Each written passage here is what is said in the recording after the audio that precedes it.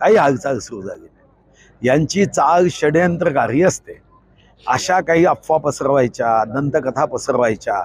आता उद्या तर असं आमच्यापैकी कोणी नेता म्हणू शकतो की राष्ट्रवादीमध्ये गडबड, राष्ट्रवादीचे अर्धे लोक आमच्या संपर्कात, राष्ट्रवादीच्या सर्वेमध्ये फक्त हम दो हमारे दो चारच येणार, असं काहीतरी बघायचं।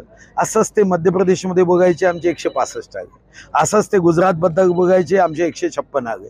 देशामध्ये प्रधानमंत्री नरेंद्र मोदीजी शपथ घेणारच नाही, एकदा नव्हे 1001दा सांगितलं यांनी, यांच्या सर्व नेत्यांनी, अब प्रधानमंत्री नाही बनेंगे।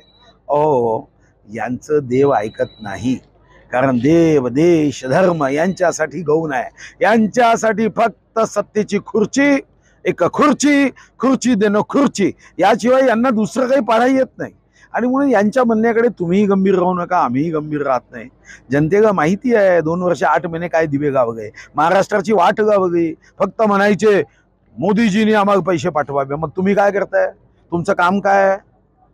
तुमचं काय काम आहे राज्यामध्ये? अरे आपल्याला शक्तीने पुढे जावं लागतं, असं रडत नाही जात आहे। त्यामुळे यांना मतं देणार नाही, हे अतिशय खोटं आहे। आता गणेश उत्सवाचे दिवस आहे, गणपती बाप्पा मोरैया आणि अशा दृष्टांना सद्बुद्धी द्या। असं खोटं बोलण्याचं जे काम करताय ना, यांना देवानी सद्बुद्धी द्यावी।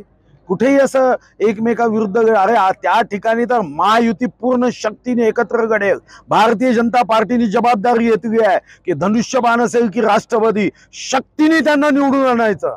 पहिलं काम त्यांना निवडून आणण्याचा निर्णय जागा आहे। अशा आग गावायचे काम जे हे करताय की नाही, आग गावण्याचे धंदे, बस आता गणेशजीकडे हेच प्रार्थना आहे, गणपती बाप्पा मोरैया यांना सद्बुद्धी द्या। एबीपी माझा, उघडा डोळे बघा नीट।